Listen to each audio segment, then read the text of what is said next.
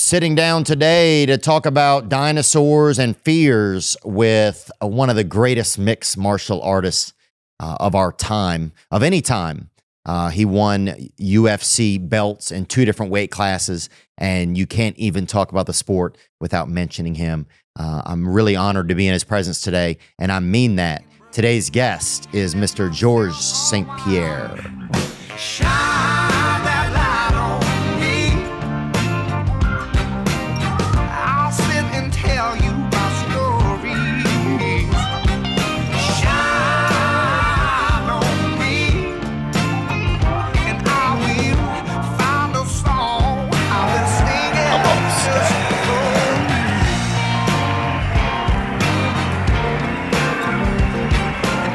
This is your country, man. Yes, sir. And so what it's because it's French Canadian. So which one is the real one? Or which, you know what I'm saying? Like who's really the boss or whatever? Well, there's no really, who's the boss? I don't know if there's really a boss. Like if you had to pick one, do you get to pick one or every day it's the same? Yeah. You mean the boss? Talk about the leader. Yeah. Most people will tend to say, "Oh, it's the political leader, the of Canada or the of prime France? minister or the president." But I think you can call me conspirationist thinking that, but I don't think he's the one that really control everything. I think there's people behind that. Yeah. Maybe. That's what I believe. I could be wrong, but that's what I think. That's what I think too. Yeah, I think that the president is the face. It's a face. It's the puppet. But like our prime minister is the face. But I think there's people behind that. There's certain things that he cannot do. That's what I believe. Did you always believe that, you think, or that you think that's grown over the years, kind of? It's a good question. I think it grown over the years, especially because there's a lot of sometimes there's a lot of conspiracy that turns out to be true. Yeah, and there's so much stuff on internet nowadays that you can try to search anything, and they will give you something to read about. Yeah, a certain subject, even if it's completely preposterous. Yeah, so it's hard to know what is real and what is not. Yeah, but maybe that's the reason why, because of that, it makes me realize that, what I'm seeing is maybe not really what it is. Yeah. You know? Oh, yeah. Yeah. Oh, I think it's fascinating because, say if like a lot of media was like kind of all controlled, right? Then of course they're going to not want you to know some things. Yeah. And eventually people are going to kind of figure those things out. People figure things out. I think it's always about money and power. I know. People that has money and power, what they want is they want more money and more power. I tend to believe that most of people are mostly in the middle. And like if you look at politics, you have the extreme right, extreme left, but most people are, I think, mostly in the middle, that they're not too one side or the other, and the way it's portrayed is that you have to pick one side or the other side, and you're like, shit, I don't know what to do. You know what I mean? Because I'm stuck in the middle. Yeah, I think stuck in the middle is probably the best spot, And I think most people are probably pretty logical, you would think. Mm-hmm. But then maybe sometimes I start to wonder, do I give people too much credit? Or a lot of people just batshit crazy, And then I wonder sometimes, am I just batshit crazy, Yeah, it's true. We have to look at ourselves in the mirror sometimes. It's hard. Yeah, but I wonder sometimes, like, I'm amazed, I guess, that power and money drive so many people. Like, I get it being like an influence, you know? Mm-hmm. But I think there's a part of me, I guess I'm shocked that it has that much control. What do you think? You're kind of 101, George. You've had such you got to almost have kind of a perfect career in a lot of ways. I made tons of mistake looking at it, and I wish I could do better because I'm very critics about myself. But I'm happy of what I have accomplished. Yeah. And did you think was it power, success driving you? Like, what was kind of your driving force? Do you feel like? I'll be honest with you, 100%. I never liked to fight. I love the sport. I love the science of it. I like the camaraderie that I have with my friend. you know, before like a training camp. You know, it's like you're going to war. I despise fight day. It's unbearable for me. I'm extremely uncomfortable, and not knowing if I will be hurt, humiliated, or winning the ultimate prize is unbearable for me. It's very hard to deal with, but it's the price that you have to pay if you want to achieve freedom. Like for me, I first started doing it because I had a certain natural talent, I would say. You know, if I would be born with an handicap, I wouldn't probably not be able to do what I did. So I was a gifted athlete, and I also work really hard, but I consider myself extremely lucky. The stars were all aligned because there was guys that I've met through my journey that were probably more talented than I was. There's guys that I met that probably worked harder than I did. But I think what made the difference is the fact that I met the right people at the right time. Sometimes life gave me certain opportunity that I did not shy away. I was always willing to get out of my comfort zone in order to improve, which is not the case from a lot of athletes. And not only athletes, like entrepreneur, humans. For all of us, it's hard to get out of our comfort zone, but sometimes it's necessary. It's a necessary evil in order to improve. Yeah. Yeah, well, I think like what you said, like, because you can control how hard you work. You can control, those are a lot of control factors. Yes. But that's a risk when you get out there and you get on the fight day. Yeah. Some of it's out of your control. I remember. Did it feel like that? Is that what it felt like, kind of? It's always a question of risk and reward. You know, it's calculated risk. I remember if I go back more than like almost 30 years ago, I couldn't really speak English very well. I learned it at school, but I grew up in a French environment, so my English was really bad. It's hard. Yeah, and the first time I remember I was already a black belt in karate, and I wanted to go to the Gracie Academy in New York because that's where the best jiu-jitsu athletes were training at the time. So I knew that I needed to go there in order to train with the best, to learn from the best. So at that time, I'm about like 16, 17 years old, and I'm planning to go there with two of my friends, that are professional athletes at the time. And only one of them speak perfect English. so he's the yeah, and it was not like it is today. There were not like ways, so you had to go on MapQuest, and it was a pain in the butt to find your way. So I'm driving. I got a shitty Ford Tempo with a hole in I remember where I used to put the brake pedal, so people used to make fun of me. It was like the Flintstone, you know. I could almost put my foot on the floor, you know. So the plan was to go in New York to go there, and we share the hotel together. So we save money, and we share the gas and everything. But the day before the trip, one of them called me, and it's the one that speak English. He's like, "Hey, George, I cannot make it." I'm like, "Are you kidding me?" And I'm talking to the other one who's supposed to come with me. He's like, "Oh, if he's not going, I'm not going either." I'm like, "Man," but you know what? I said to myself, I said, "F it, I'm going by myself, and that's it." So I went there, and I remember, man, I got my ass whooped by a guy who weighs maybe 30 pounds lighter than me. Wow. I got tapped out. Like in jiu-jitsu, when you're stuck in an armbar or a choke, you have to tap. Yeah. Otherwise your arm break or you get choked out. So, and I remember at the time, I was like, man, I was getting mauled. I was a black belt in karate. I was a good striker, but in grappling, I didn't have a lot of knowledge. And I knew I needed to learn it in order to become a mixed martial art fighter.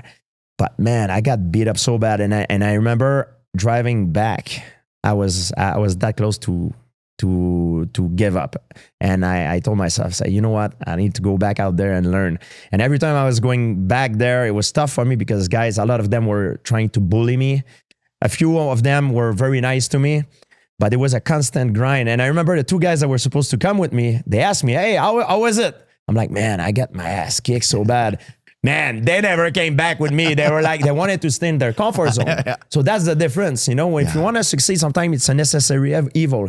You're going to go through pain. Might be humiliated. You're going to fail, but then you have to go through that, man, in order to improve, you know, and that's what I was ready to do, which is probably the case of other guys. So that the reason why I was successful is not because I think I was more gifted or, you know, I work harder. It's just because I was ready to do that sacrifice, you know? Yeah. What do you think kind of made you in that space to take that sacrifice? Because I guess it's like,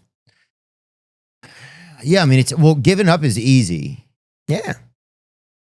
It's, you know, I think saying something is better, saying something's too hard, it's kind of easy. You know, I think unless you're different, I think some people look at that as a challenge and some people look at it as just a reality. Yeah, I think if you want to be the best at something, I'm not talking being good. I'm talking about you want to be the best at something, and in every field, I think you need to be a little bit obsessed.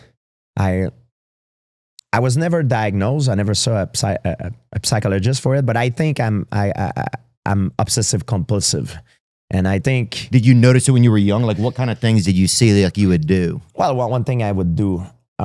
That is completely crazy. It's very stupid, but I used to do like when I walk on the sidewalk. Mm-hmm. For example, I remember in New York going to train. I walk on the sidewalk, and there is line on the sidewalk, and I noticed that I step over one line with my right foot, but I have to step over with the left to make an equal number. And sometimes these things are so stupid, but it drives you nuts. When I drill techniques in jiu-jitsu, I have to do this or wrestling or any combat sport. I have to do the same amount on each side. Even though in a fight, I will most likely do one side, my best side, but I have to do the other side. And I think these things, as crazy as it sounds, are probably some of the things that made me perform well, you know? Right, because you need things to be even. You need things to be calculated, maybe. Or even the fact that you're even calculating things is kind of, it sounds crazy. Yeah. It sounds obsessive, but it also is kind of magnificent in a way, because to be great at something, you're going to have to be someone who's calculating things, even when you're not, even in your subconscious. Also, I think it's good for an athlete for performance, but you need to learn how to let go. Yeah. You need to learn to punch in and punch out. And sometimes it's hard.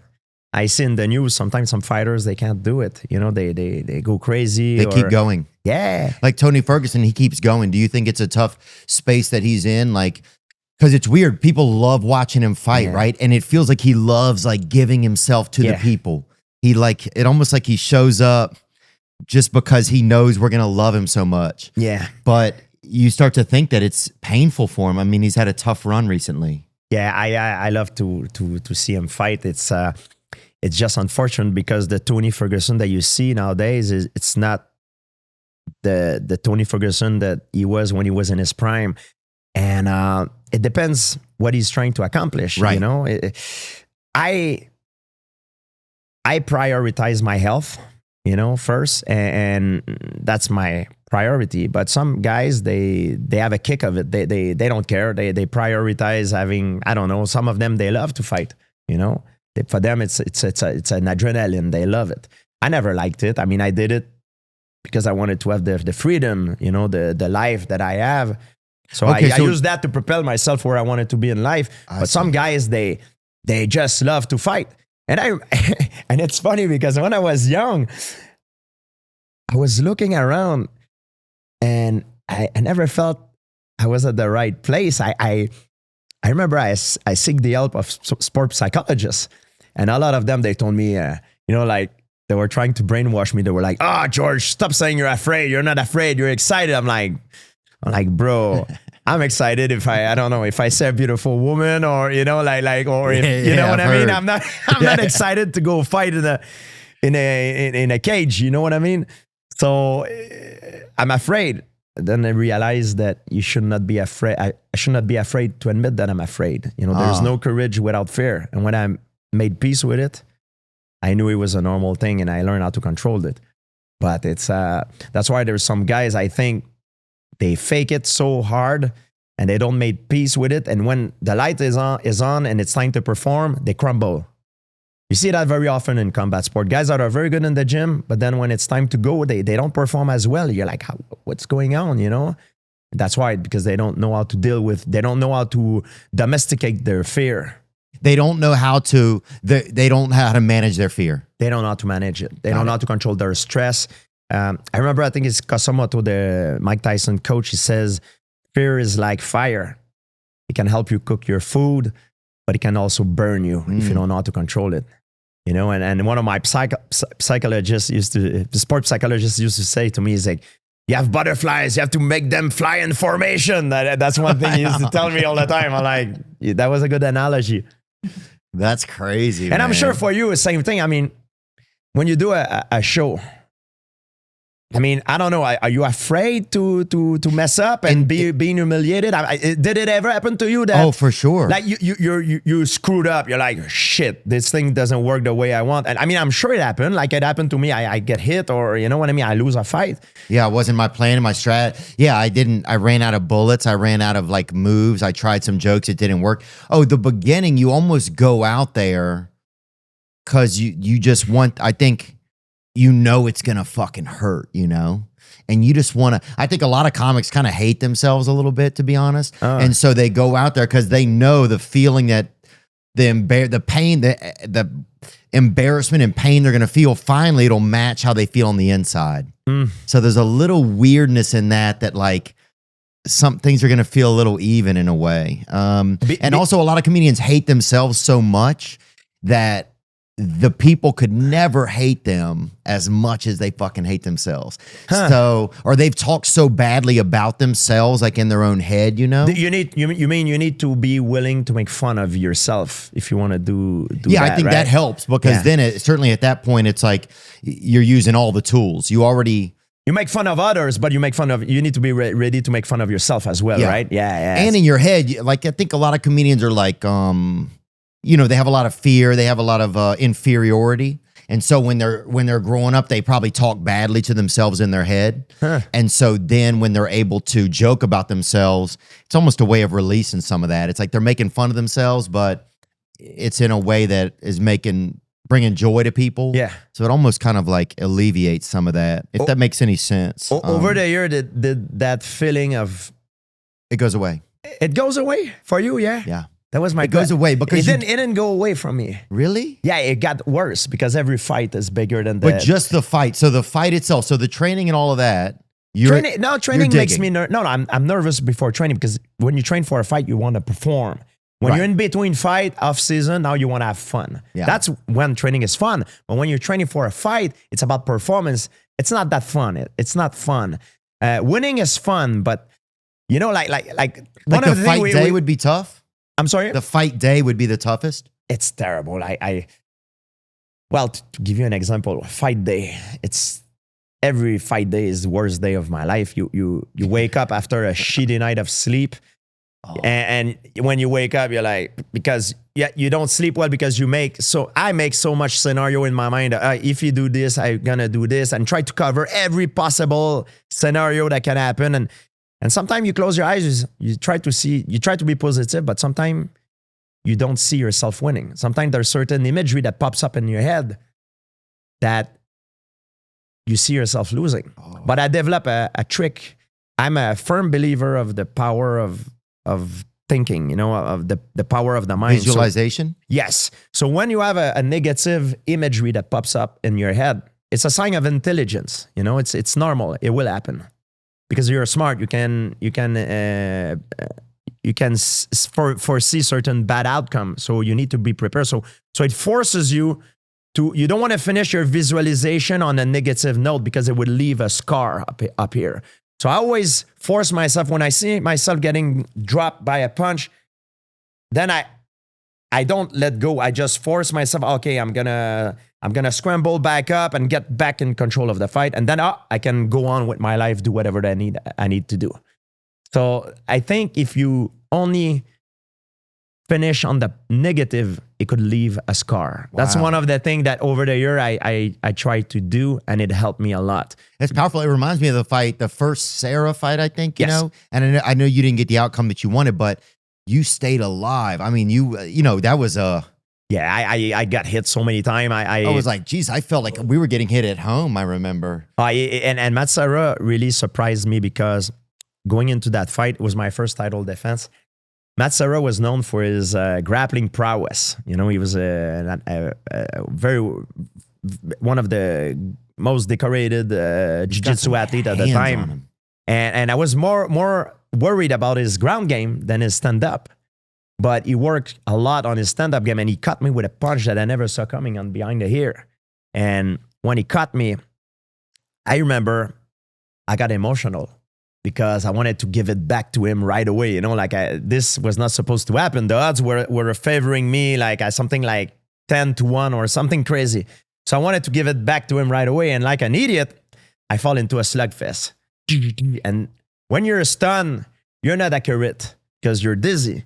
He was accurate and he hits very hard. So I got like I can't remember how many punches I got hit stayed with. alive though. But you know what I did?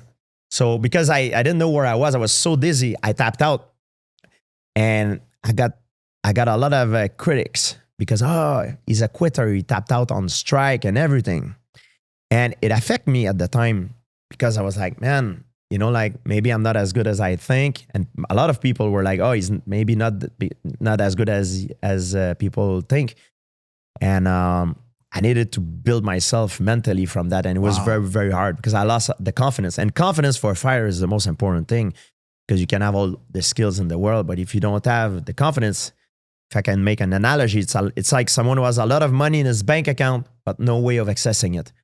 So I needed to build myself back up. And it was a tough time, I remember. It's funny you see it that way because I saw it as, wow, I cannot believe how, I think it for me, it goes back to what you were saying that like like if you visualize yourself getting hit to then finish on a visualization of yourself, you know, returning back to form and like still being in the bout. Cause that's what it seemed like to me. I mean, I know he got the victory on that one, but I tapped out on strike, and I'm not ashamed to say it. A lot of guys that will say, because there's this thing in our sport that, you tapped out on strike, you quit.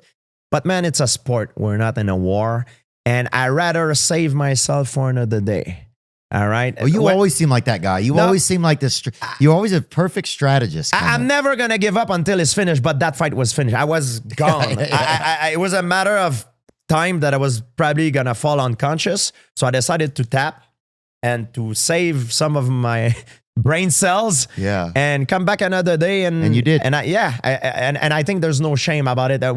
When that happened at the time, I was ashamed a little bit, and I didn't want to talk about it, but you know, I'm glad I did it. I'm glad I did it. Yeah. Well, I think it's easier probably to look back in the past and see the long, you know, to see the whole like all the work, you know, to see it as a whole, as like a whole piece there. What was kind of one of the toughest times you felt like in your career? Was that probably it, you think? Because you had just gotten the title. It's your first title defense. That was bad mentally. The first loss before that, I lost to Matt Hughes. Matt Hughes, yeah. It was more of a learning experience. This was different because it really brought my confidence down. And I remember at the time I had a sports psychologist. He's awesome. I shout out to Brian Kane. And Brian or Ryan? Brian Kane. He was amazing. And and he's deceased? No. He's still around. Good. He works with pro athlete, and he says to me, because after the fight, I immediately the only thing I was thinking about is to get back out there and get my revenge, you know, because I was not proud of my performance. I was like, man, I'm better than this. I'm better than this guy. I want to go back out there and show the world. And you know, my ego wanted to show the world that I'm better than this. But the fight that I had was not against Serra. My other fight, I needed to build, like, to win, have a few more wins before to return for a title shot.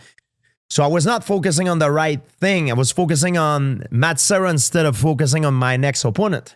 And that could have been very bad. Wow. So what my sports psychologist did to me, he said, said, George, you're carrying a lot of brick. And I didn't know what it meant at the time. So he made me carry a brick.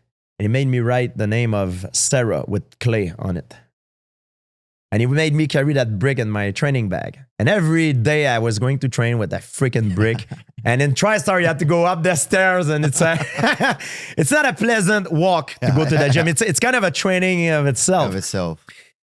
And at one point, like after a week, I call him. I'm like, hey, can I get rid of that brick? He's like, no, you keep it. You keep it. I'm like, man, this guy is completely insane. You know, like he was, you know, I thought that he was crazy. He probably needed a psychologist himself.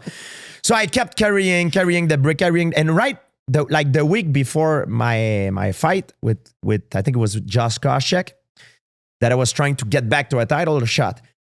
I was like, man, I can't deal with this shit anymore. Can I throw that brick out? He's like, okay, I'm coming, wait.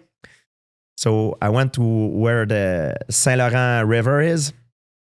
I threw it, I grab it, and I throw it in the water. And I know it sounds cuckoo to say, but it was something physical that I did that had a profound change on my mental. It kind of freed me from that needs to prove to the world that I want to beat him again, you know?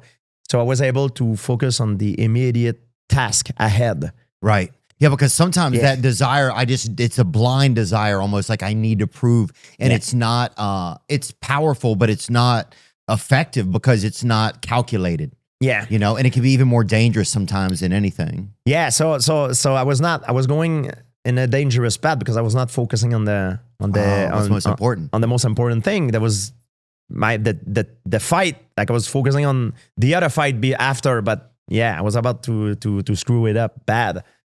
I know whenever you retired, Hendrick, what was your, oh no, the last fight was Bisping. Bisping was my last fight. That was awesome, Hendricks dude. is after I took a break after Hendricks, yeah. First of all, I'd like to say thank you to Dan Morgan and everyone over at Morgan & Morgan. We had an issue with Kai the hitchhiker, and he filed a lawsuit against us, and he made quite a hullabaloo. But Morgan & Morgan stuck with it until finally our case was dismissed. Morgan & Morgan is America's largest injury law firm. They have over 100 offices nationwide and more than 800 lawyers with over $15 billion, covering over 300,000 clients. Morgan & Morgan has a proven track record of fighting to get you full and fair compensation. Submitting an injury claim with Morgan & Morgan is so easy. If you've ever been injured, you can check out Morgan & Morgan. Their fee is free unless they win. For more information, go to forthepeople.com/thispastweekend or dial #law, #529 from your cell phone. That's forthepeople.com/thispastweekend or dial #law, #529 from your cell. This is a paid advertisement. Yeah, whenever you took a break after Hendricks, you talked about like you were going through a tough time or something. Yeah. What was that about? Was it stuff you couldn't talk about before? Yeah, I had a lot of issue, I had a lot of family issue and problem, and the thing is, when you're, I was a very active fighter, and when you say active, what do you mean? Fighting often? Yeah, fighting often, and also you have to consider that you do a lot of promotion tours and stuff. It takes a lot out of you. And also the stress on you always have someone that is threatening you. Because when you're the contender, you don't have as much stress because you have one target. You want to be champion. Yeah. You want to go there. That's the benchmark, you know? That's the best, isn't it? Yes. It's hard to become champion, but it's even harder to stay champion. There's not a lot of guys that stay champion for a long time. No. It's very hard because when you're champion, you're the target. When you're the contender, you have one guy is starting. Nobody really targets you, but if you get to the title shot, you have only one guy that targets you. When you're the champion, everyone targets you. Yeah. So you're the target, and you don't have much time to prepare for your opponent. And your opponent has been looking at you for years because he's climbing the rank and he's studying you. He's trying to find a shake in your armor. And every time they interview any of those guys, they all call your name because you're the guy. Of course. So that's why it is much different it's That's much hectic. more difficult to stay champion than becoming champion. And when you're a champion, it's hard because your life changed. You have more responsibility and more. There's a lot of more requests and stuff, and man, and that's what happened to me at the time. I was, I was doing it for so long, and I had so much pressure for so long. And I remember at the time I was shy to talk about it because I was like, if I talk about it before the fight, and I was fighting against, they used to have big problem with performance enhancing drug in mixed martial art. It was a big problem. Oh, they got big problems with those at a damn 7-Eleven, dude. Those people are shooting up everywhere now. I never wanted to accuse one individual, but I wanted to change the system. And the UFC at the time didn't really add my back. They didn't really help me on that. And I was fighting against that behind closed door, and it was. Because you were saying some of these guys could be using. We have to test stronger. Oh, 100%. That's why I did the test when I fought Hendricks. When I fought also BJ Penn, we did the test because I wanted to implement this. Right. It's crazy because you play basketball, you play soccer, play football, but you don't play fighting. You can lose your brain cells out there. It's different.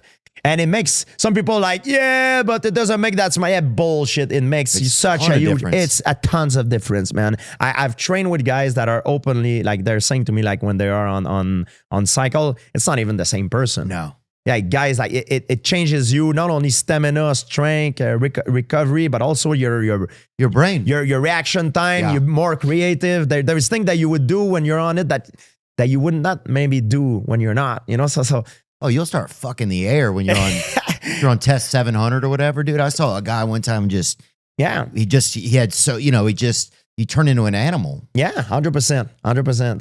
So in fighting, so that's a risk then, because you're at the top. Obviously, everybody's focused on you, and if you don't know if you're staying clean and you don't know if some of the testing is up to what you believe is a fair code, then fuck, that would be really scary. Well, the martial art, I think one of the thing in martial art is the respect and being just, being fair, and I mean these are the traditional value of martial art, and I always try to carry that with me, and I felt like I was in some way, not betrayed, but I felt a little bit let go, and I was just fed up. I just needed to take a time off. That's why I left for more than 4 years, and I'm glad I did it because maybe I should have done it. Maybe a fight, one fight before, it would. You can burn out, man. Yeah. It's so much pressure. People I don't think realize that. I can't even imagine the responsibilities.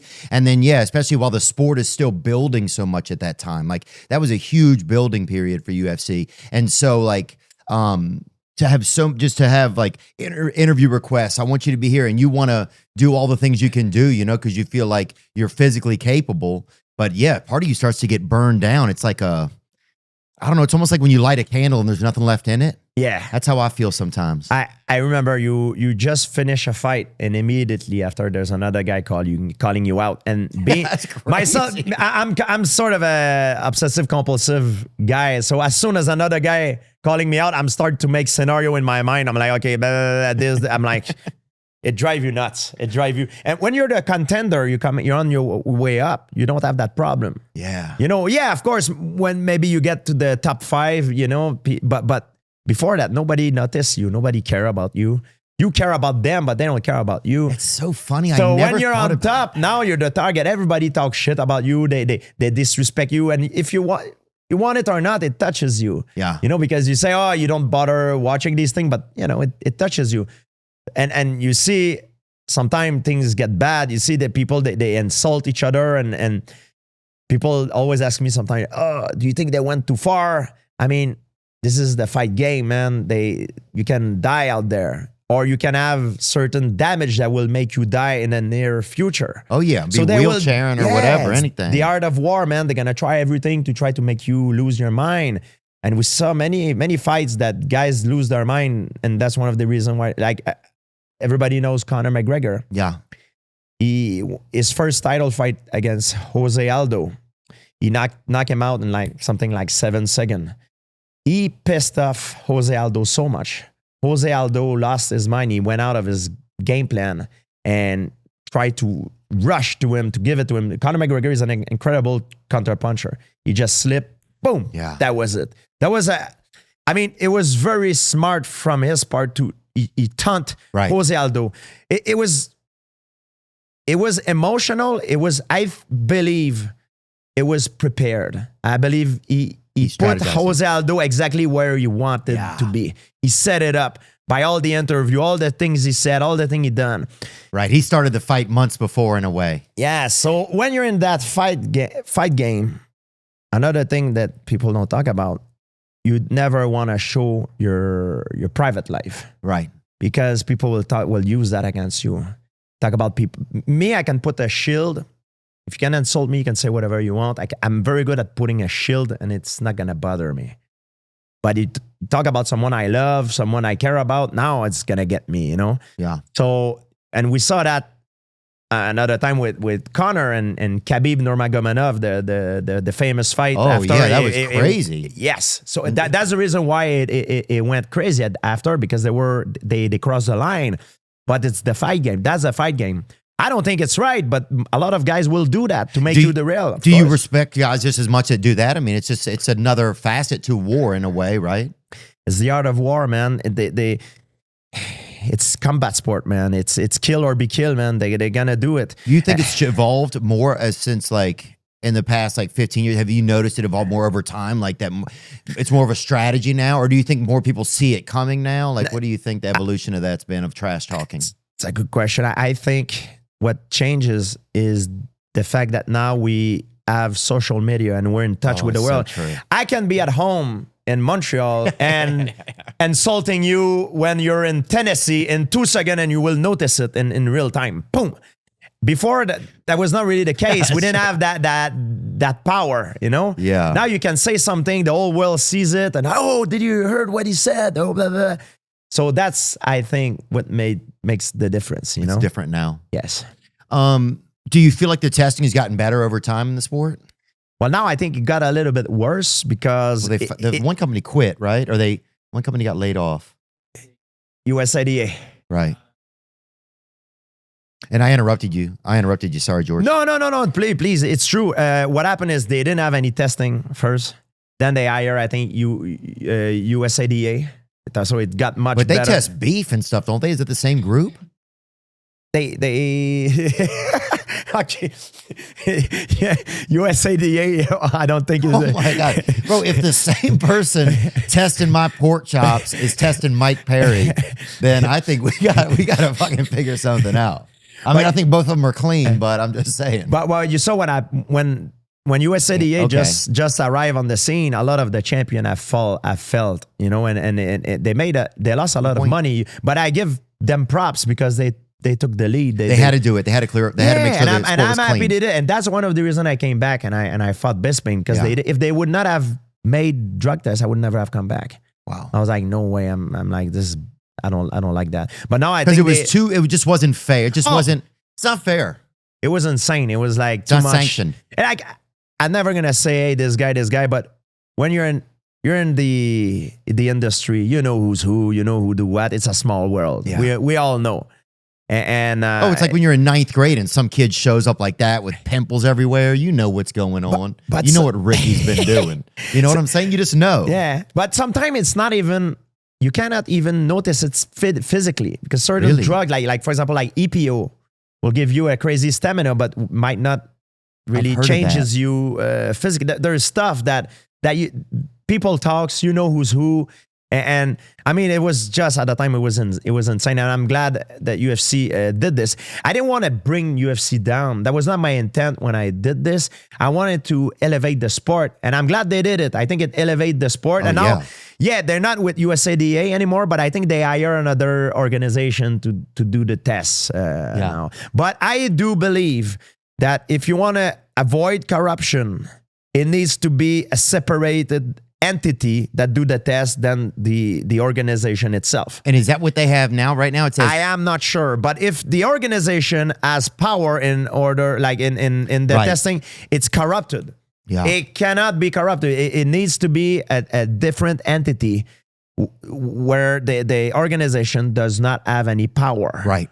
Right, because It they has can't to be be able like to that. control and say, hey, let's make this okay and Of this not course, okay. imagine you have a big fight coming up, and the two guys that headline the cars, like one of them test positive. Oh, well. He just screwed up the card, and they lose a lot of money. So they have they have an interest in this. Yeah, this says Drug-Free Sport International will be in charge of the collection process under the new program that begins in January when UFC's deal with USADA ends. This was last year.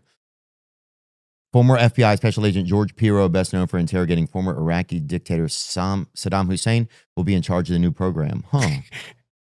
That's interesting. You identify people and entities in the space that can make something that is already working well, and you make them better. UFC Vice President Jeff Nowitzki said, you learn that USADA is not the only player in the space, and that a combination of other entities and individuals can actually make your program stronger and better. And that's exactly what's happening right now with our program.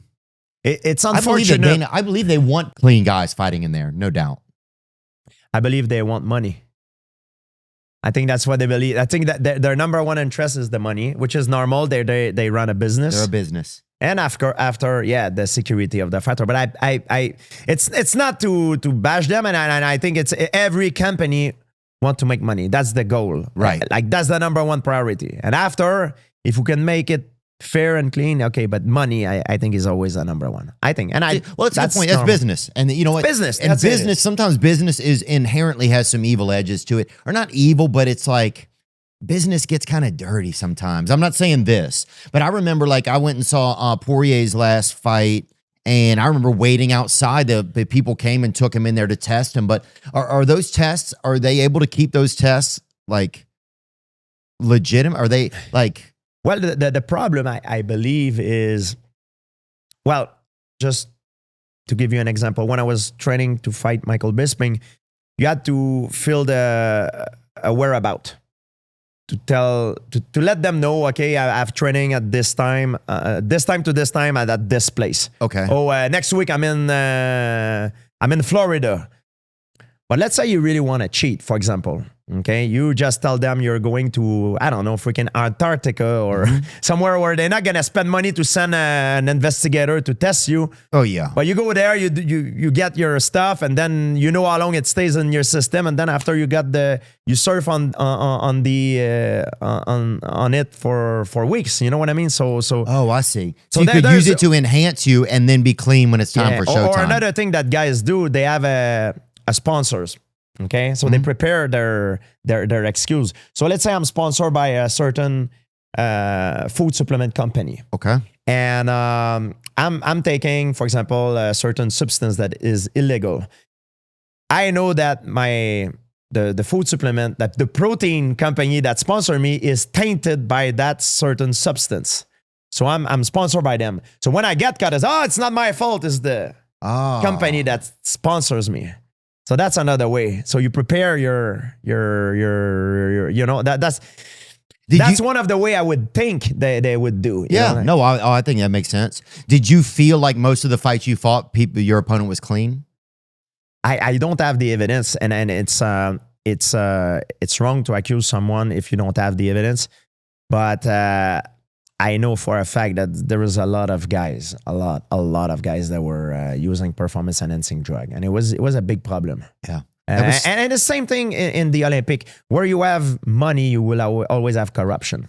Yeah. It's impossible to catch everyone, because the technology to cheat will always be one step ahead of the technology to catch the I know. the It's athlete. crazy. It's like a cat and a mouse. Yeah.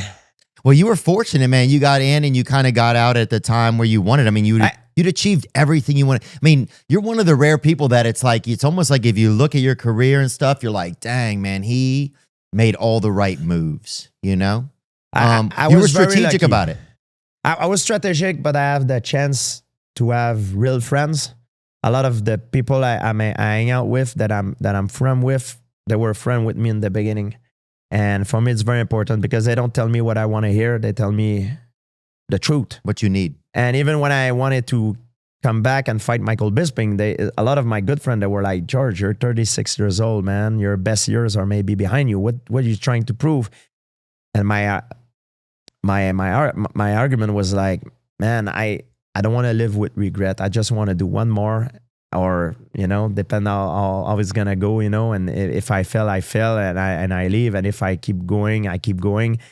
But at least give me one shot, and if I succeed, we'll see after. You know what I mean? And I didn't want to leave with regret, because let's say I would not have done it. I will have grown up. Now I'm 43. It's too late. I passed my prime. I would live with regret. Say, oh, I should have done it, and now I would regret it. So I always believe that you never want to live with regrets. That's the worst thing. Has there been moments since then where like you're just on the couch or something, you've had a couple beers and you're like, I'm fucking getting back in there tomorrow, and it's just like you're just kind of fired up? After when I retired, I retired because I had when I won the title, but people don't know this, but I was very ill. Like I had a ulcer colitis because I was trying to gain weight. Colitis. Yes. I was trying to gain weight because I was fighting in a heavier... Swelling of the large intestine. Yes. Okay. I was trying to put on weight. It's Crohn's disease. You have Crohn's disease? No, it's ulcer colitis. It's not Crohn. Oh. Crohn is different. Ulcer But colitis. very often, ulcer colitis transform into Crohn, and Crohn transform into cancer. Oh. A lot of time, you see that progression. Yeah. So when that, when I had those crazy cramp, it was during my training camp with Bisping, and I didn't know what it was because it was blood when I was going to bathroom. And I told myself, I said, whatever it is, I'm going to do the fight, and I'm going to have, because but to know what it is, you need to do what they call a colonoscopy. So they go with a camera. They gotta go in there. But you need Perverts. you need to take laxative and all that. Like it empty you. Yeah. And I was trying to put on weight. Oh, that's the worst. So you know what I mean? I couldn't do it. It was a few weeks before. And I said, you know what, whatever it is, I'll do the fight and I'll deal with it after. And after the fight, I went to do the test. And I got diagnosed with ulcer colitis, and I was on heavy medication for anti-inflammatory. And I relinquished the title. I could have kept the title for 1 year and parade with the sponsorship, but I didn't want to do that because of for the respect, So I relinquished it because I didn't know what was going to happen. I said, man, I don't know what's gonna happen, So I tried to get better, and after a few weeks, it didn't really work. And I discovered fasting. And what happened is pretty incredible. I met a doctor, Dr. Jason Fung in Toronto. Jason Fung, F-U-N-G? Yes. He's Japanese, huh? Yeah, nephrologist. He's, I think it's Chinese or Canadian Chinese, yeah. Okay. That's him, exactly. He gave me a fasting program. He treats a patient that has certain type of diabetes. And he gave me certain program of fasting. And what happened after the next few weeks, all my symptoms disappeared. Wow. And I diminished the dose of my medication until I no longer need it. And what type of fasting, what exactly were you doing? I did two types. I did what we call time-restricted eating, where you eat you eat all your calorie in a certain window. Okay, like an intermittent fasting kind of thing? You eat your calorie in 8 hours. And you fast on, you only drink water in the 16 hour.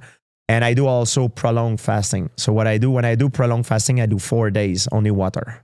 No and when I train, I take salt in my hand. I put a little bit and I lick. Like a pervert. It's okay. Or pervert. Yeah, pervert. But you take salt because you don't want to deplete your mineral and this over time, because ulcer colitis, you're supposed to be stuck with that for life. Wow. It's a condition you have for life. When you got it, you finish. You got it. And all my symptoms are gone. Now I can drink, I can eat whatever I want. And I realized that, we talk about conspiracy and stuff. The reason why you don't hear about fasting is because nobody makes money with it. It's not no pills. Free.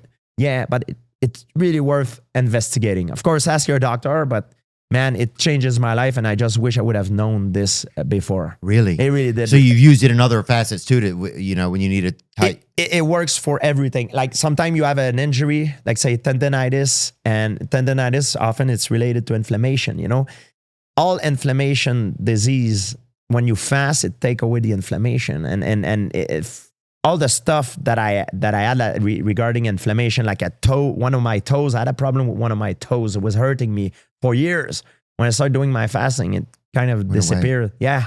Yeah, it Yeah, we don't heals. think about that. We always think more, like a more medicine, more anything, more of this diet. I thought the same thing before. I was like, oh, protein shake, this, because I was trying to gain Right. weight when I fought Bisping. And I realized, man, I was doing everything wrong. And We it's always think not- about the punch in. We don't think about the punch out, like you were saying. We don't think about the inverse of it. It's insane. And I remember I had a chance to go to Kenya. Tanzania. Kenya, Masai Mara. I met a tribe of hunter-gatherer. Oh yeah, those And brothers they- can jump, huh? Yeah, but these guys, man, sometimes they spend 3-4 days without eating. And it's normal. They're used to it. And if you see their old people compared to our old people, they're much more healthier. Oh, They yeah. look much better. And the reason why people will tell me now, oh yeah, but they have a shorter life expectancy than us. Yes, it's because of a lot of the child die before the age of adulthood. Oh, I see. So the They numbers die are when kind they're of young. Yeah. Child. How do you say in English?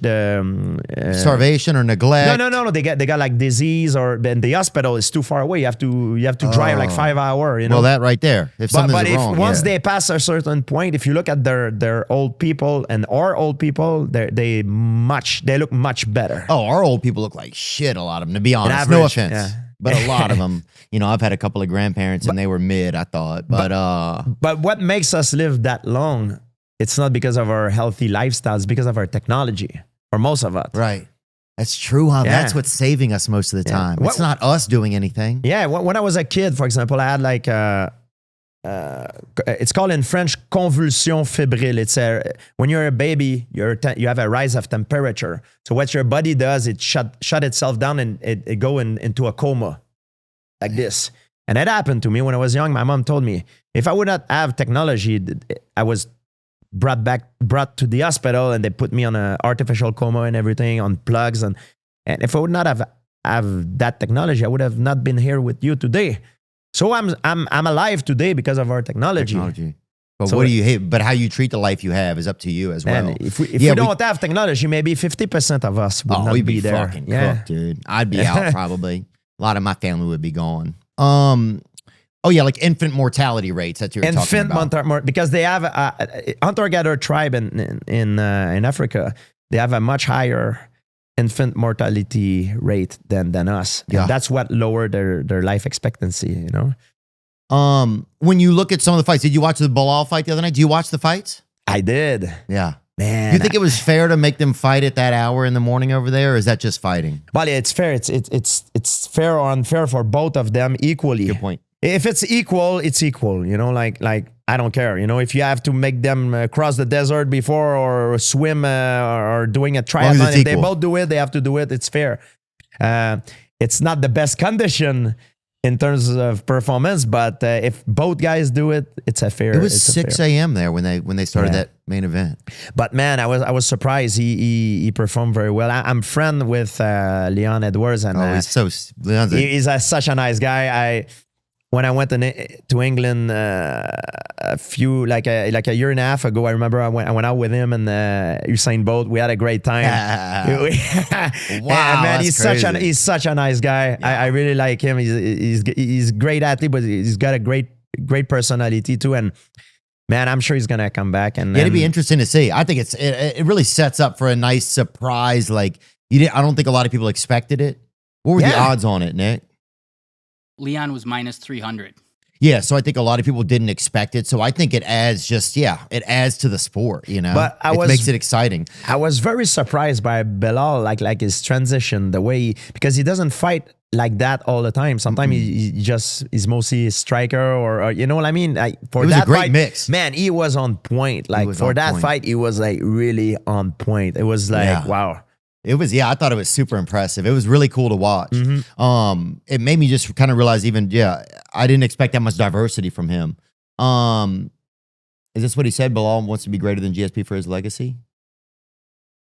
Oh, he definitely can if he keep working hard and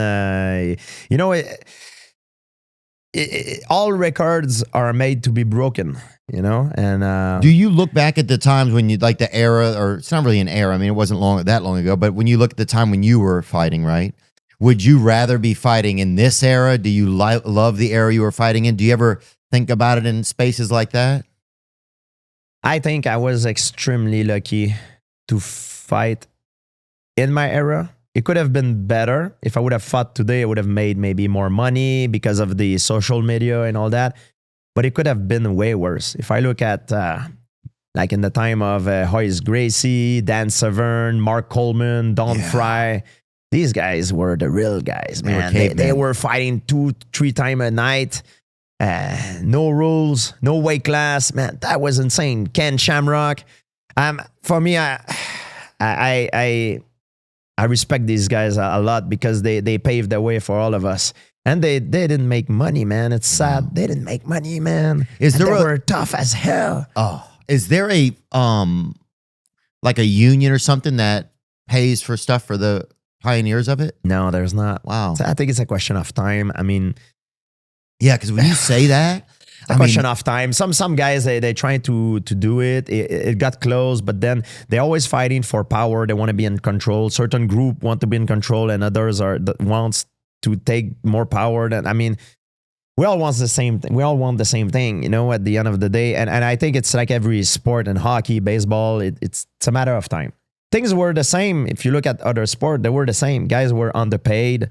Their condition were not good. They didn't have any assurance, nothing like that. And, over time it got better. I think it's only a matter of time. The only difference is in mixed martial art, UFC has the monopoly. It's a monopoly. There's one show really. Well, they have PB. But it's the most PFL. Yeah, PFL is there. It's growing, which is very good. PFL is good because it's a competition to UFC, but UFC is the most prestigious organization. For sure. And PFL start to gain a lot of momentum, but which is good for fighters because it gives them the ability to negotiate. Mm-hmm. But when you have only one organization that has all the monopoly, all the control, it's hard for fighters, Understood. Is pornography causing a problem in your life? That's a good question. It's a real question. It has in mine. It has at certain periods in my life. Watching porno and everything, and watching porno was it was ruining my life. It was ruining my life, man. Made me feel just so much shame. That's what it did. Well, watching pornography has become commonplace today. And oftentimes men will use porno to numb the pain of loneliness, boredom, anxiety, and depression. That's all. I want to introduce you to my friend, Stephen Wolt. Steve is the founder of Valor Recovery. He is a dear friend of mine. And Valor Recovery is a program to help men overcome porn abuse and sexual compulsivity. That's right. Their coaches are in long-term recovery, and they will be your partner, mentor, and spiritual guide to transcend problematic behaviors. There is zero commitment if you reach out to them. It's just the first step in trying to figure out if you may need some help, if you can get some help. To learn more about Valor Recovery, please visit them at valorrecoverycoaching.com or email them at admin@valorrecoverycoaching.com. The links will be on the YouTube. And again, there's no commitment when you reach out to them. But I promise you, only something positive will come from you reaching out and figuring out if what type of help, if any, could benefit you. Thank you. A lot of you guys know we started off with our first advertiser ever was Gray Block Pizza. Get that hitter, baby. And the owner of Gray Block Pizza, my friend Thomas, evolved his business up in Oregon to start Blue Cube baths. And he sent me one, and it's absolutely beautiful. A wonderful cold plunge, the best cold plunge in the market. If you value American-made and pinnacle cold exposure, this is your cold plunge. Blue Cube baths. What I love is you can set that temperature, get it down to, you might be able to ice skate in there. I haven't put it that low, but you can set it to a place where you feel comfortable. I'll get in at around 50 degrees for about 10 or 12 minutes. And that's what really sets me and activates me. I've done it before podcasts to really put me and just put me in my body and put me in the moment. You know, the positive side effects of cold plunging are countless. You can follow Blue Cube's Instagram for a chance to win your own cold plunge this spring and summer. That's right. They're giving one away. They will announce the giveaway soon. So follow them at Blue Cube Baths. And we wish them the best of luck and thank them for supporting the podcast so early on. Was there ever another fight? That's so great that you and Bisping got to fight. That must have been. Bisping's a fun dude, huh? Yeah, he's crazy. He's crazy, dude. He's such a good villain. It's yes, he is. Because he knows what he's doing. It's like he's really kind of he seems to be a guy that's enjoyed it along the way. Yeah, he's got a mouth that can decimate all his opponent. Yeah, that's a lot of fun. I was like, man, I'm not gonna get into a trash talk battle with this guy. He's an Englishman. We speak English perfectly. I'm like, my English suck. I'm like, what am I gonna do with this? I'm just not good at you know, like insulting. But also knowing that that's not your strength, I think was one of your strengths. You know, knowing where to like. I don't know. You always really had kind of a precision, it seemed like, for the choices you made. Did you looked at it as a business? I've heard you talk about it before. You know, you looked at it really as a business, and especially if it wasn't something that you even enjoyed on the fight nights.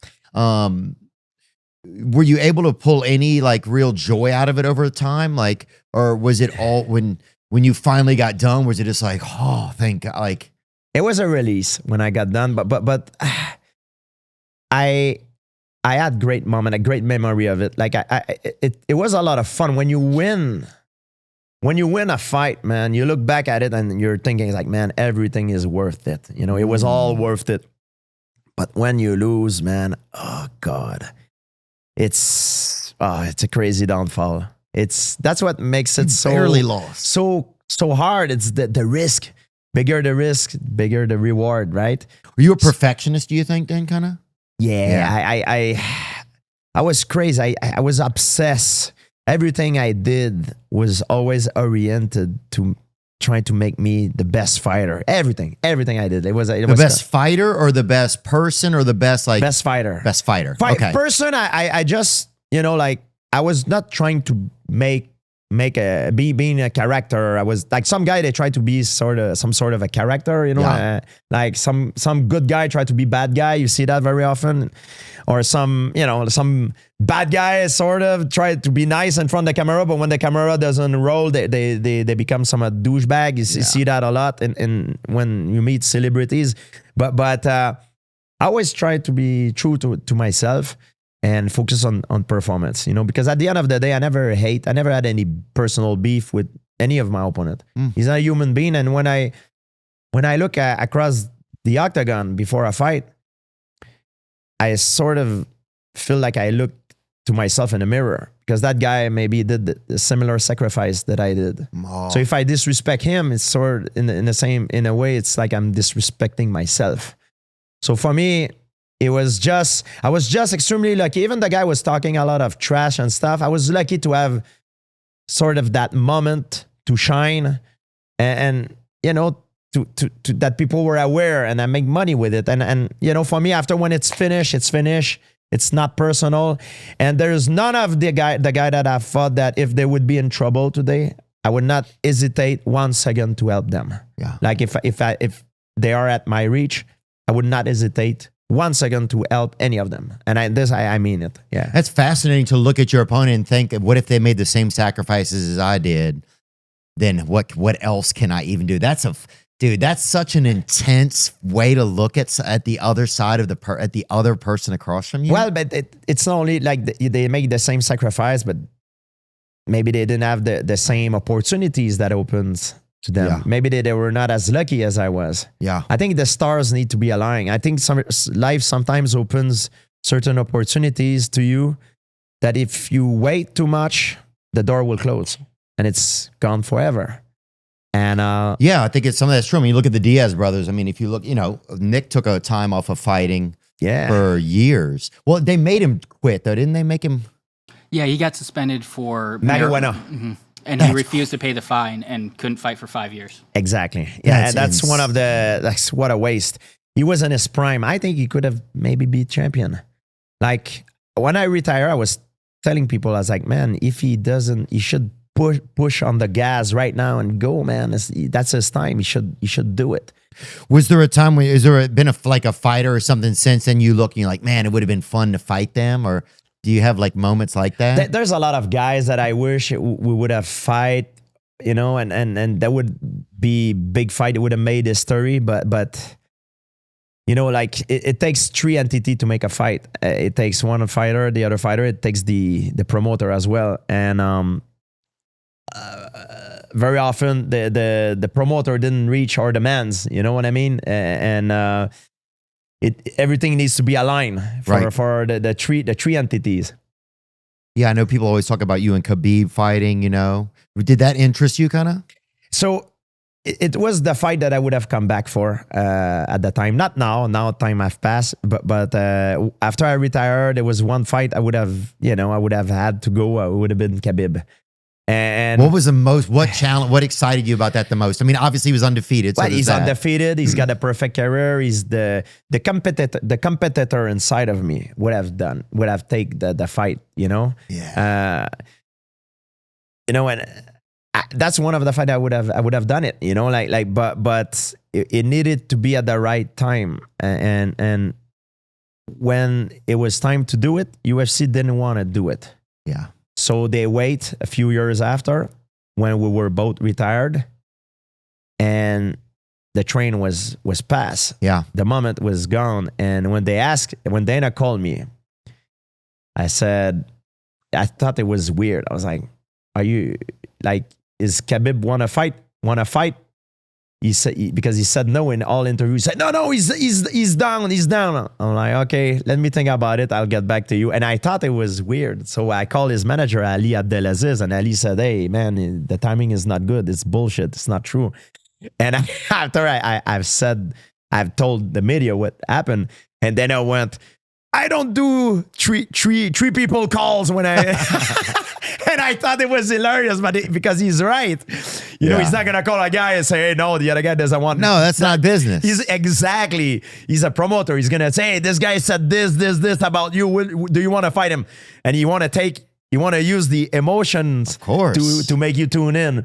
And it's like playing your mom against your dad. It's like, hey, dad, mom said I can do this. And then you go to, hey, mom, dad said I can do this. Neither one of them said they could, but now you're outside playing. Exactly. It's all a game. It's all a freaking game. And it's a lot of pressure, I think, on Dana probably. I bet it's a lot of pressure because not only is he the promoter, but he's also, you have to answer all the questions. And he's in business. He's in control of a business. Yeah. It's not up to him. If someone sign a contract that suck, he's not going to say, hey, you worth more money. You should have, you know what I mean? Man, he's a businessman. He's going to take it and take advantage of you. So it's not because what I'm saying is Dana is a good guy. I've met him. And when you've met him, of course. Met him many times, but I met him while I was competing. So when I was competing and Dana called me, before I hang up the phone, I was like, shit. Take a inhale.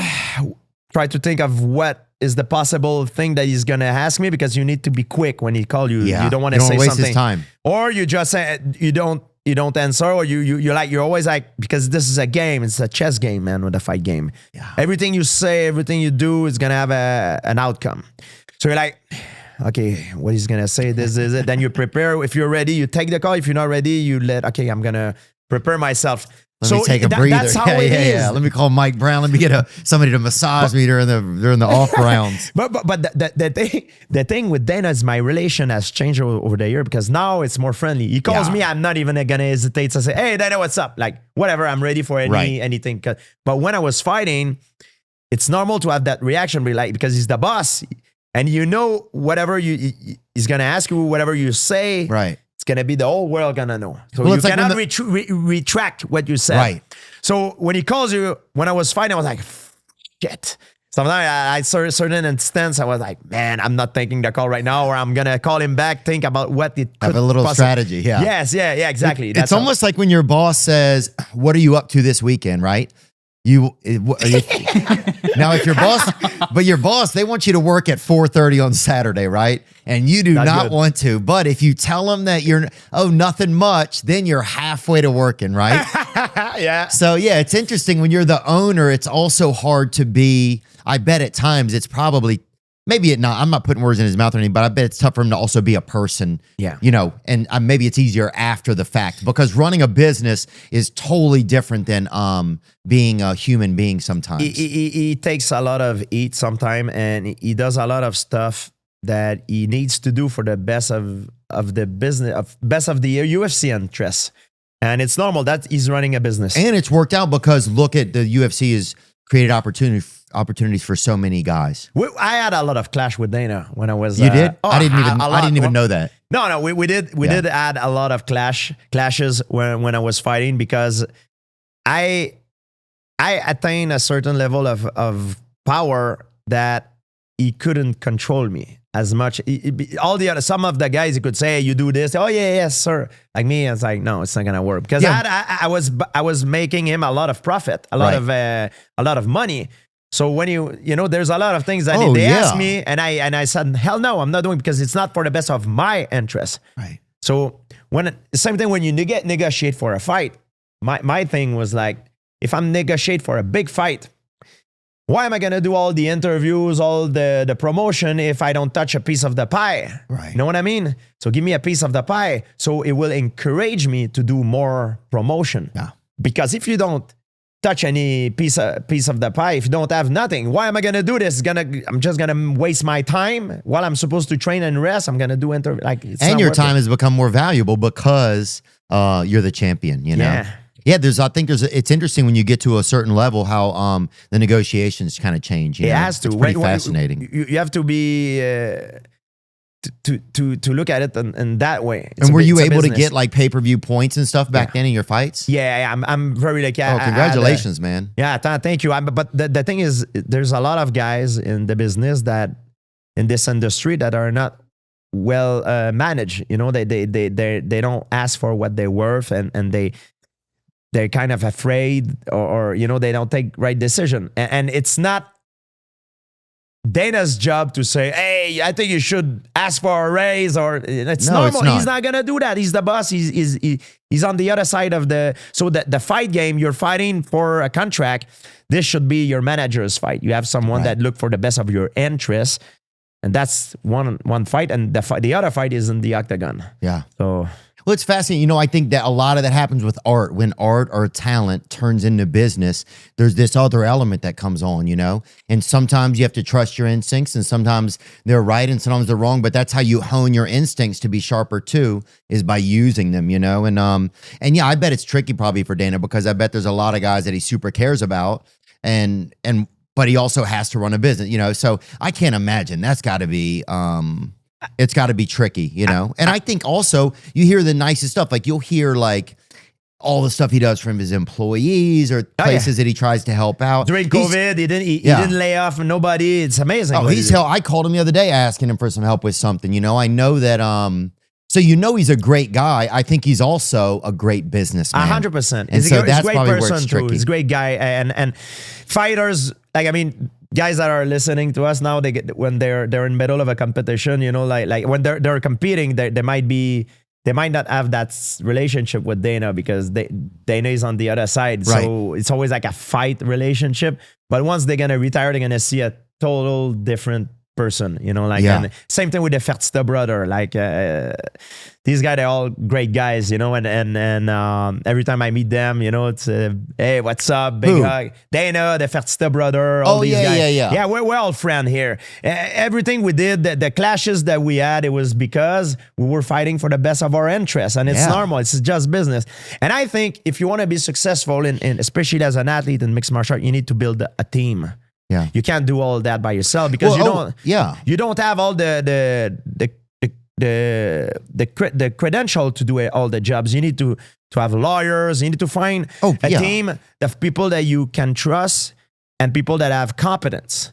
Because sometimes they hire people who trust, but they turn out to be incompetent.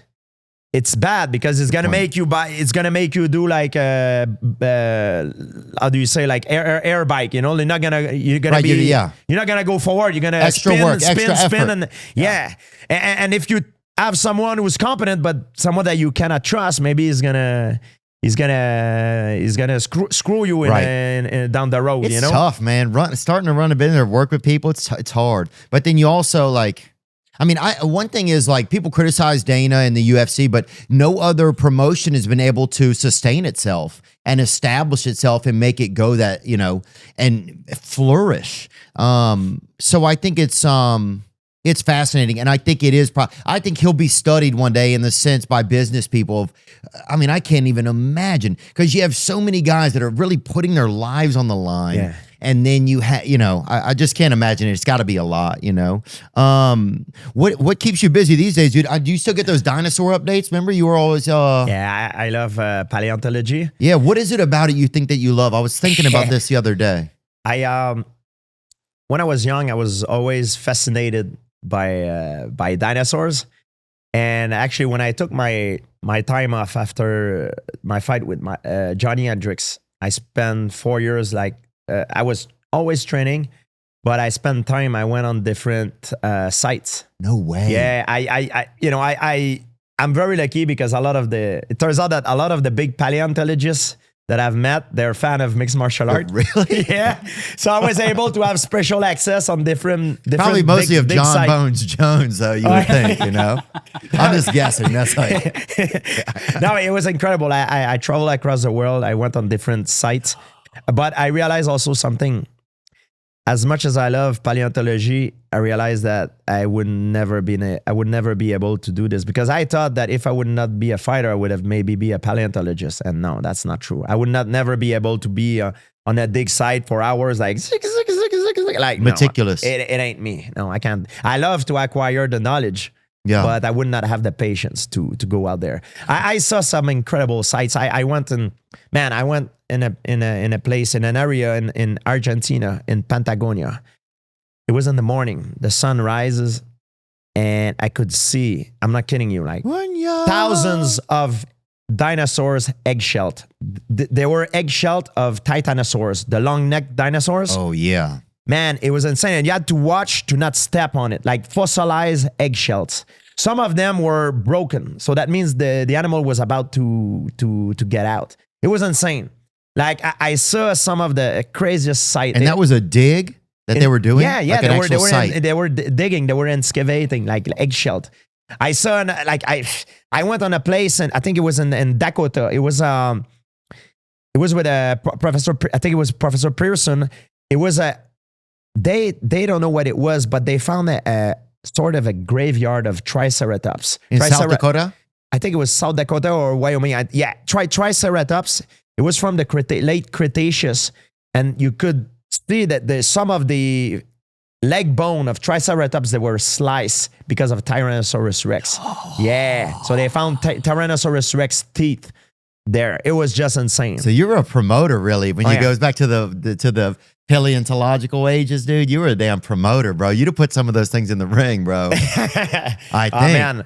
Maybe one day we'll be able to. I think they want to resurrect the mammoth now. I think to put it back in Siberia. Back, dude. Yeah, they didn't they say they can recreate a woolly mammoth? Did I read that somewhere? I think they're gonna use Asian elephant and just do a wig or whatever. Put a mammoth inside and try to recreate it. Yeah, put it in Siberia. Well, what weight class is that going to be? Well, there's different species of mammoth. There's woolly mammoth, the Colombian mammoth. So depend which species they want to. I think it's the woolly mammoth they want to bring back. Let me see. A biotech company that hopes to resurrect extinct species said Wednesday that it has reached an important milestone: the creation of a long-sought kind of stem cell for the closest living relative of the woolly mammoth. And now the company says scientists have, for the first time, created induced pluripotent stem cells for the mammoth's closest living relative, Asian elephants.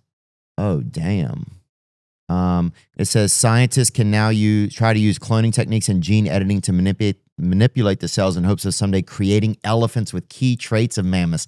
Wow, so kind of like a bit of a remix, kind of, such as their heavy coats and their layers of fat that enable them to survive in cold climates. Dude, that's what the zoo needs. Because honestly, dude, Yeah. the zoo, some of the animals are fucking not. Even in America, some of the animals they're smoking. Yeah. They don't even care. You know, they're not even. It's sad when you don't see them in their natural environment. Yeah. In a way, they do it, of course, because it's not accessible to everyone. For example, if you want to see a lion, you go to Africa. It costs a lot of money. But to see, I've been in zoos before, and I like to see animals in their natural environment. You think you could take any animals? Are there any animals you think you could take? Man, we're so weak, man. In nature, it's crazy. Apparently, they say that even a chimp would kill you. Yeah, that's what they say. It can just pull your fucking balls off. Yeah, it pulls your ball, break your fingers, and rip your face. You know that. When they go on crime scenes where chimps turns against the human, that's what happened. It's crazy, man. I would hate because that. you cannot reproduce, you cannot climb away, and they take away your identity. I went in Rwanda. I had the chance to do a gorilla trekking, and you see them like I'm seeing you. So this close. Yeah, that close. So when you go there, it's like in Rwanda. Yeah, in Rwanda, in Africa. It's in East Africa, and you take a car. It's about 2 hours away from Kigali, which is I think the capital. You go there and they give you a course. They tell you don't eat, don't. If the gorilla look at you, don't look him in the eyes. If he comes towards you, don't run away. Just get out of the way and put your knee on the floor in a submissive pose. Don't talk loud. Don't ever touch the female and the kid.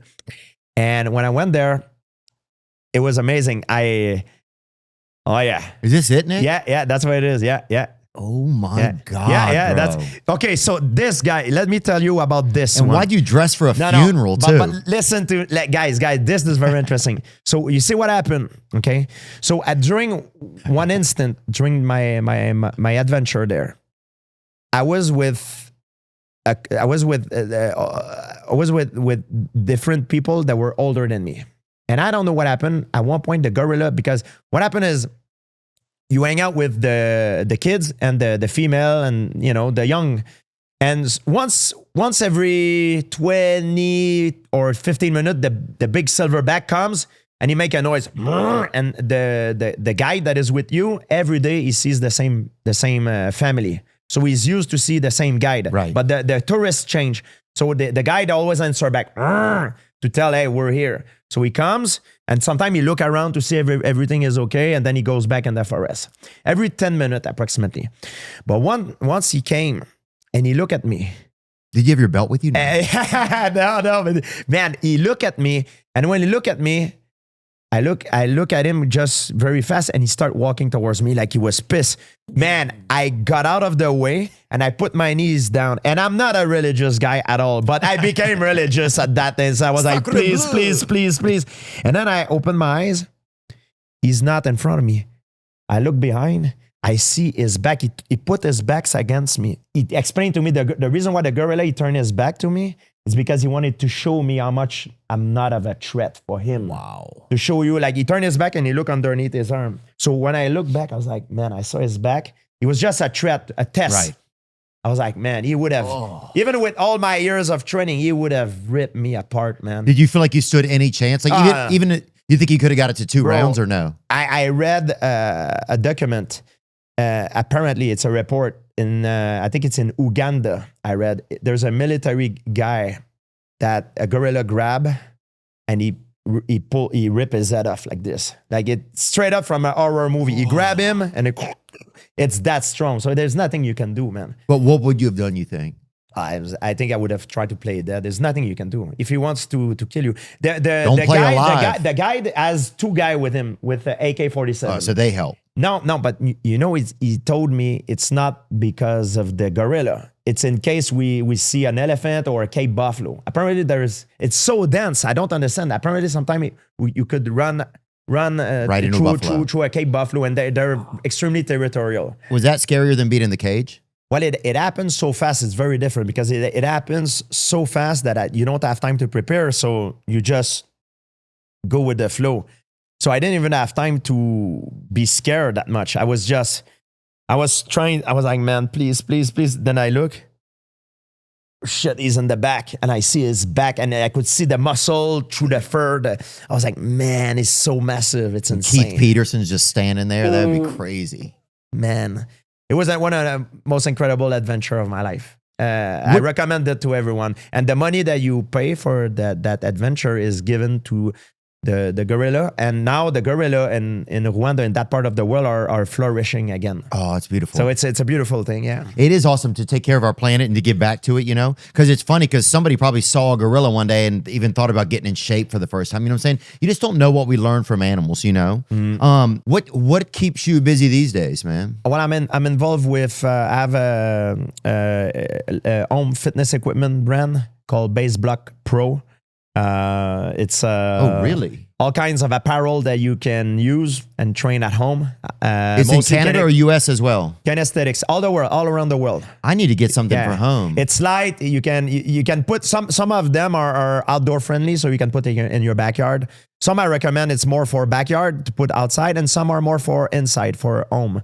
And yeah, it's great. I never lift weight really much, and I'm a big fan of kinesthetics. You know, I used to when I was younger to lift weight, but I realized that it's more efficient to train kinesthetics. Especially and kinesthetics is what? Yeah, gymnastics. Your own body weight? Yes, exactly. Okay. So you have less risk of injuries, and I think it's more efficient. Base blocks. Yes. Oh, sweet, man. Yeah, I got to get something else for my home. I'm just getting a treadmill, so I got to have something else for when I can't go down to the gym. I'll send you some. I'll tell my guy. I'll hook you. That'd be awesome to have one. Tell me man. which one you like. I recommend you the Big Bar Pro. This one, you put if you have a backyard, put it in your backyard. It's outdoor friendly.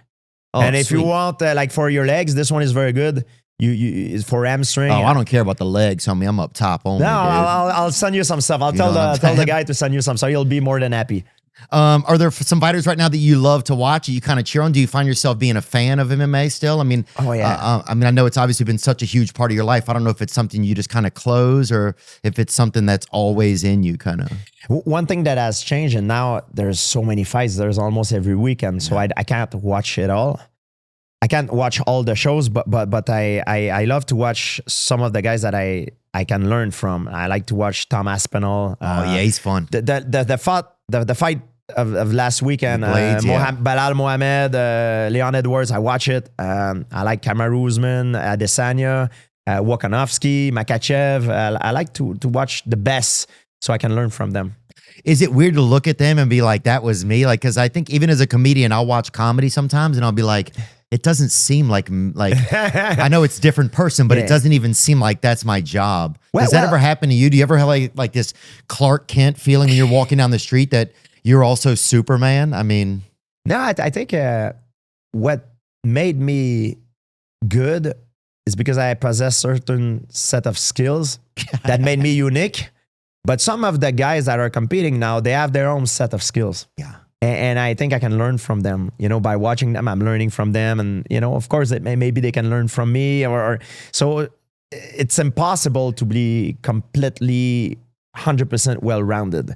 You always have certain things that you do better than others.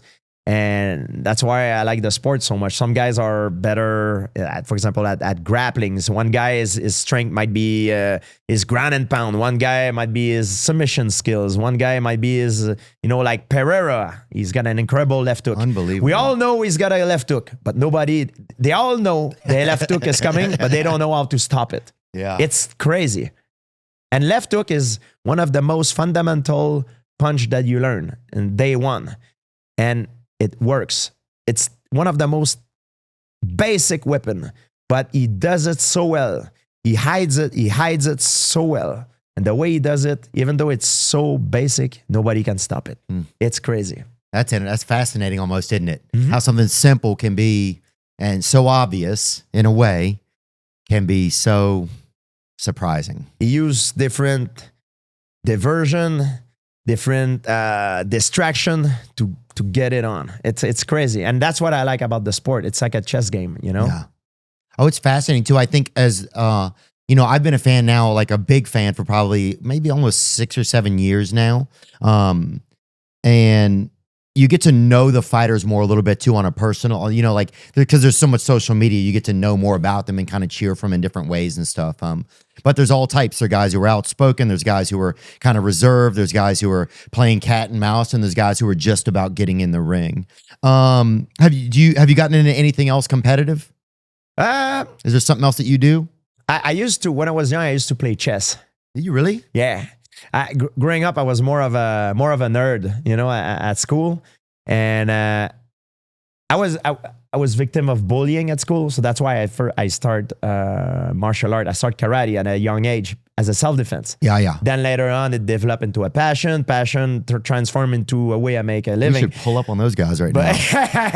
but Awesome, dude. But I remember in order to miss school, I was enrolling into chess competition tournaments?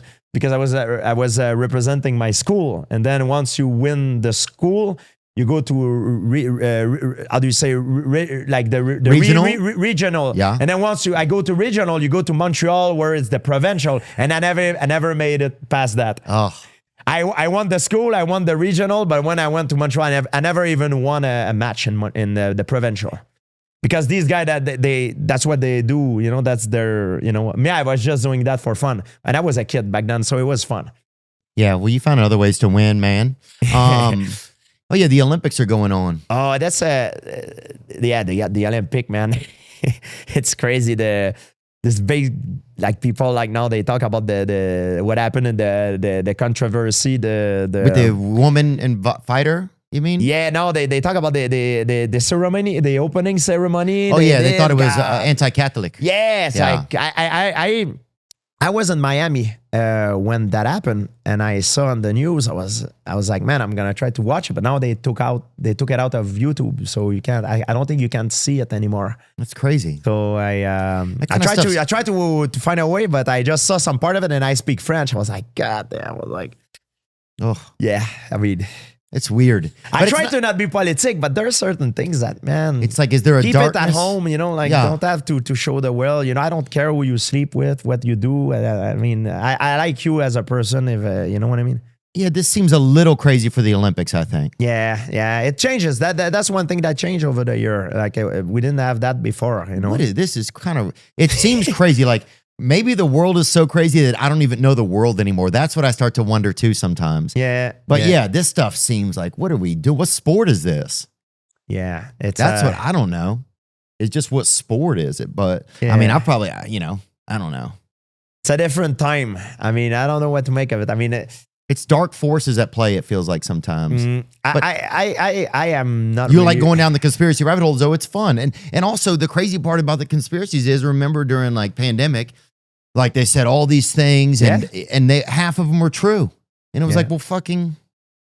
I was very angry about what was going on in Canada. I didn't like the way it was run during the pandemic. I was very pissed off. I didn't like it. I think it was an attack on our freedom. We had curfew and this I'm not afraid. Some people are like, oh, you shouldn't become political. This is not right. This is about, I think is about freedom. I was not happy about what the decision that were made. I think it was an attack on the freedom, and I think everybody should have had the decision of choosing the right to make the decision. Do I want to be vaccinated or not? But if you're not vaccinated, you're not allowed to do this. Like, man, you have no life. This was wrong. I don't agree with that decision. Yeah, it started to feel like privatized communism to me in a way. It's like, it's like the bait of the government, but really it's like private entities doing it. And I wish I'd spoken up more. I think there were times for me, I just felt like kind of scared, or I didn't feel brave, or I didn't know some things. They would have canceled you. But that's crazy. They could have canceled you. That's the thing. That's the thing about it. It depends. In Nashville, I don't know. Nashville, Tennessee, right? Yeah. They can't really cancel you that much there. Yeah, but in Canada, that was like, it's different. Like people don't understand, but it was different. We had a curfew. It was crazy. Like, man, I couldn't get out of the country. I had business to do. My business is international. I had to travel, so I had no choice. I did it.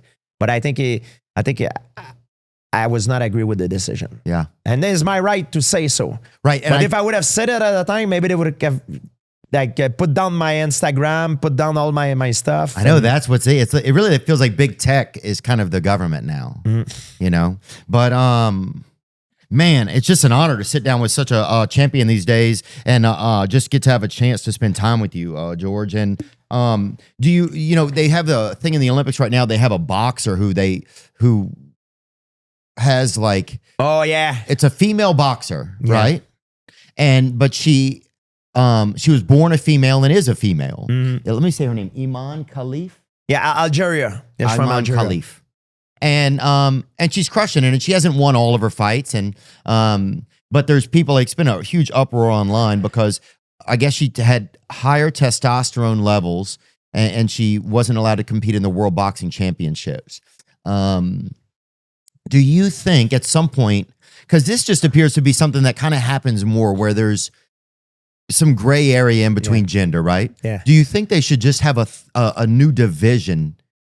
Well, what this, I don't know enough information about that particular situation to give an opinion on it, because I might. Yeah, you don't wrong. want to offend. Totally. But one thing I can tell you, when a man is born, when you're born as a man and then you change your sex, and then after you go compete as a woman, this I think is disgusting. Yeah. This, I'm not afraid to say it and stand up for that, because I love women, and I think they need to be protected, especially in combat sport. Yeah. This, I'm not agree with this. Yeah. I agree. I want everybody to have the equal right. But when you have someone who's born as a man who changes sex as a woman and then compete, I think he should have his own category. Right. That would be fair, because otherwise it's unfair. I agree. We're different. Like, I mean, why? Okay, Theo, I'm gonna change my sex and go compete in the UFC and make a comeback in the woman division. What do you think can happen? You know, Crazy. I don't know. You know what I mean? It's not fair. You know, maybe some of them will kick my ass, but I think I will do pretty well. You know, Andrade might give you a run. There's a couple ladies out there that would give you a run. Yeah, but I agree. They should solve it. I think it's not fair. Also, if people are dealing with their own sexual identity, and they don't know, create a new division so that they can be there and be the pioneers of a new division. You know, it's like, then that way it's like they're getting to be a part of something new. They're getting to fight against like-minded people. I don't know, but I agree with you. I agree. They should have their own division. I think if you're born in a different gender, because, man, it's really not fair. People have no idea the difference, but, man, it's huge difference. I mean, it's a huge difference. Oh God, it's we've seen in tennis. You know, like I think I think it's Serena Williams. She played tennis against. She got. You defeated. know, and it was done in boxing too, with a few times with she's a Dutch champion in kickboxing. She fought a man in boxing, and and these like in tennis is different because it's a game. Basketball, it's a game, but when it's combat sport, I think we should. It's unbelievable. We should protect our females, the woman, yeah. And the men should speak up for that. You know. The men should speak up for that, you know. The problem sometimes when you speak up to that, you get pointed by the finger and this is unfair. But that's the media that's fucking. They're sick. Yeah. But here is there's a fight in BJJ actually in Craig Jones Invitational. He's doing his tournament the same weekend as ADCC, and the main event is going to be him versus Gabby Garcia. Oh, so now this though they're both agreeing that they want to do it. I'm sorry for my ignorance. Is Gabby Garcia is a female? She's born. She's a female. Like she's not like she's, Okay. But lots of help. Yeah. Of course, a lot of enhancement. Okay, wow. But is it like a novelty fight sort of, or more like a? He's competing against the ADCC, so he's doing this to get all the eyeballs on it. He's doing it the same weekend. It's interesting. Yeah, because Craig Jones is one of the best grappler of the planet. Yeah, for sure. So he's probably gonna. I mean, I don't know. I don't know enough about Gabby, so. Yeah, I heard about that event, that it was like $1 million event. And in the same time as the Abu Dhabi event, but I don't know all the detail on it. Wow. Oh my God. Okay, that's her. That is she's her. jacked. My gosh, boy. I am. She's bigger than him, right? I got to get to the gym. Oh, but Craig Jones is one of the best. Yeah, One of the best. Actually, it should be interesting. Can what about just in jiu-jitsu? Can women compete as well in there if there's not striking Well, they can compete woman against woman, but against man? It's still look, the strength. the strength is different. And there's a lot of factor too. I mean, I'm not a specialist in that, but the bone density, there's a lot of factors. I mean, there's things. First, I think women are better than men. They can give birth, and we couldn't endure that. Like, women are better than men. You know? Yeah, dude. This is what I believe. But there's one thing that we have better than women. We have.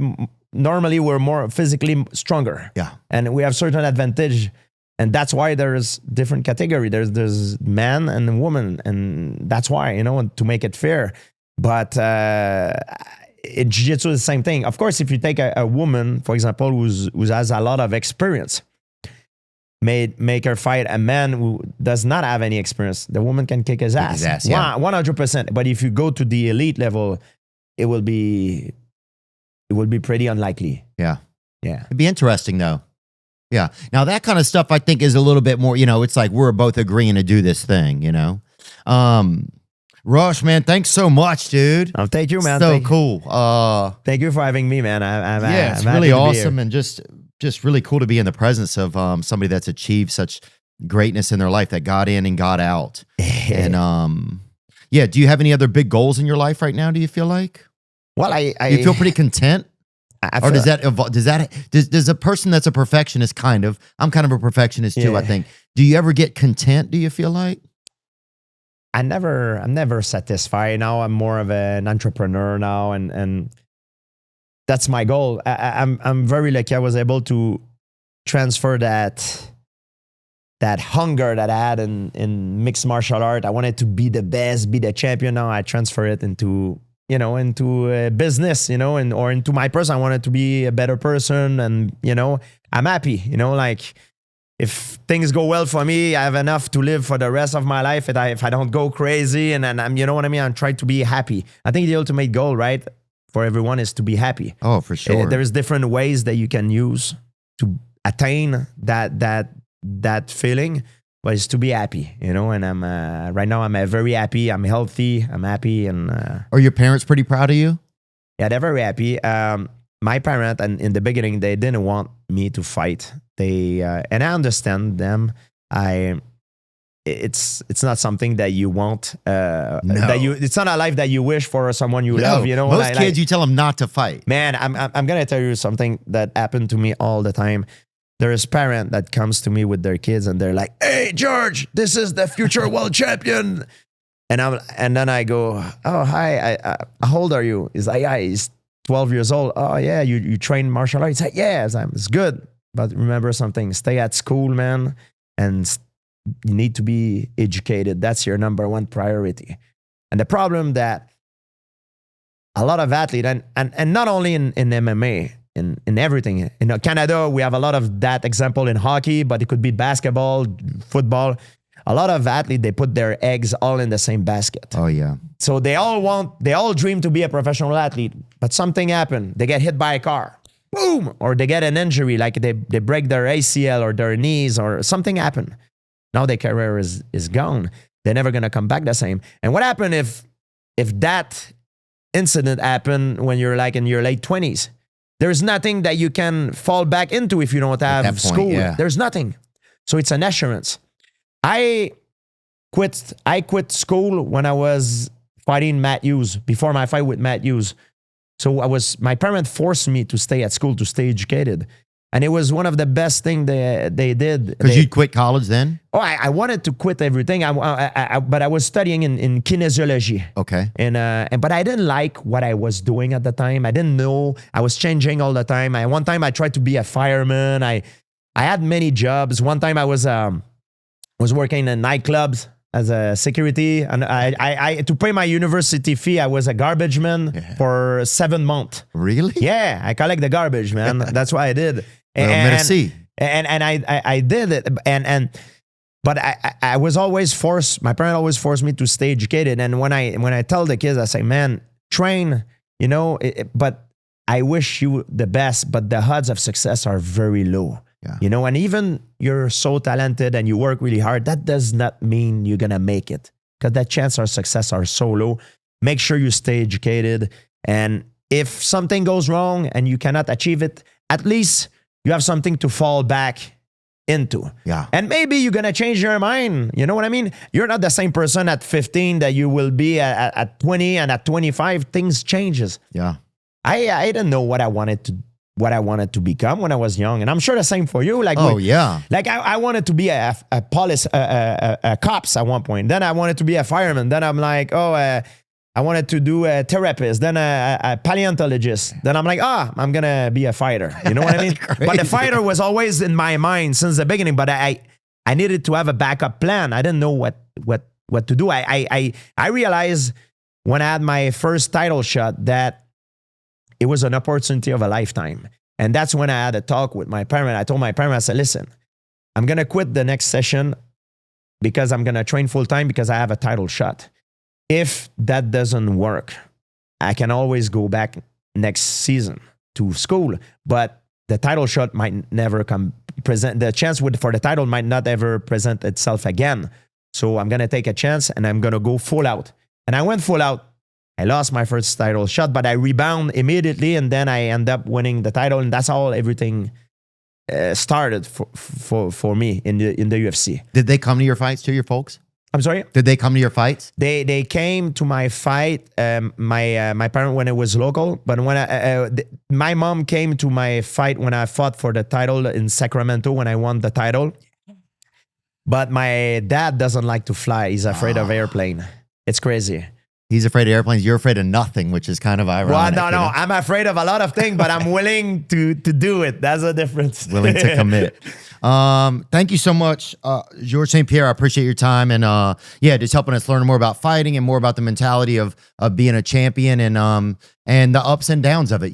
That not everything's perfect, but that we keep moving forward and challenging ourselves. I appreciate it so much, man. Man, thank you, man. Thank you for the opportunity. I appreciate it. Cheers, brother. Now I'm just floating on the breeze, and I feel I'm falling like these leaves. I must be cornerstone.